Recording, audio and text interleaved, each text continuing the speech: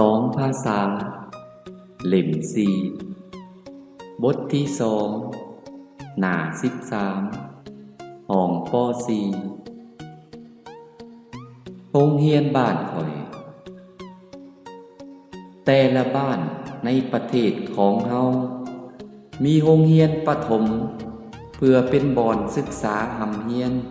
สำหรับเด็กในเกณฑ์อายุเข้าเรียนโรงเรียนบ้านข่อยมีอาณาเขตกว้างขวางหัวของโรงเรียนเป็นรูปสี่เหลี่ยมเฮ็ดด้วยลักไม้แกนอ้อมด้วยน้ำหมักจับ5 แถวเพื่อป้องกันงัวควายและคนบ่ให้ลอดเข้าออกหัวด้านเหนือและตาเว้นตกติดกับทงนาด้านใต้ติดกับถนนใหญ่มีป้ายเขียนว่าโรงเรียนประถมสมบูรณ์สินไซส่วนด้านตะวันออกติดกับป่าที่มีต้นไม้ใหญ่จึงเฮ็ดให้อากาศปลอดโปร่งดีในบริเวณโรงเรียนประกอบด้วยอาคาร2 หลัง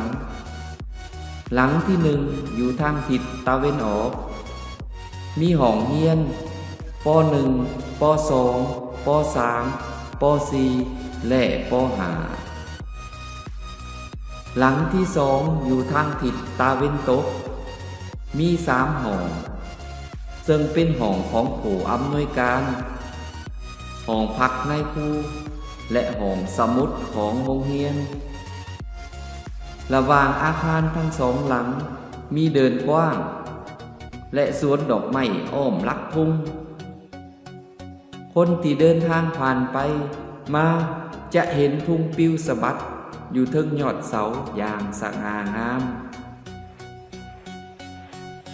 โรงเรียนหลังนี้สร้างขึ้นด้วย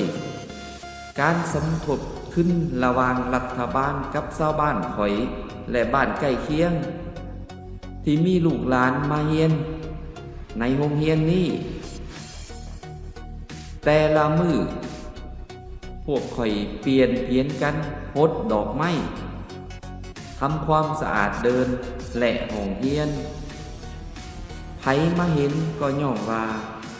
โรงเรียนหลังนี้สะอาดงามหลาย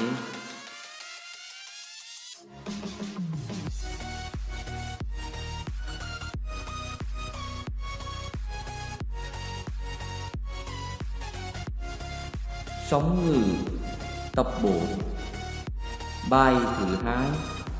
trang 13 lớp 4 trường làng tôi mỗi một làng trong đất nước ta có trường tiểu học để làm nơi học hành cho trẻ trong lứa tuổi nhập học. Trường làng tôi có ranh giới rộng rãi, cổng của trường thành hình chữ nhật, làm bằng cột cây lõi, rào bởi kẽm gai, nắm hàng để phòng ngừa bò, trâu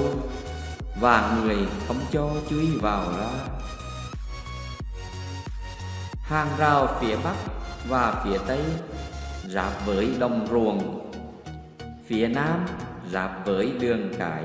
có bảng viết rằng trường tiểu học Xín Xay. Còn phía đông ráp với rừng có cây to nên mới làm cho không khí thoáng đãng. Trong khuôn viên của trường bao gồm 2 tòa nhà. Tòa thứ nhất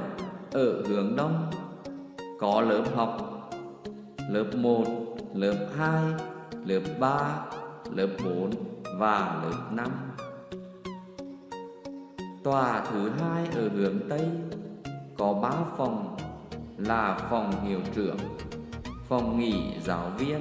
và phòng thư viện của trường. Giữa 2 tòa nhà có sân rộng và vườn hoa vây quanh cột cờ. Người qua đường sẽ thấy cờ bay phất phới trên đỉnh cột một cách oai nghiêm.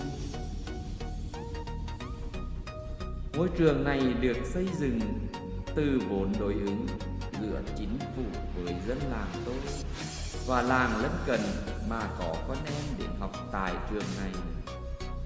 Mỗi ngày chúng tôi thay ca nhau tưới hoa,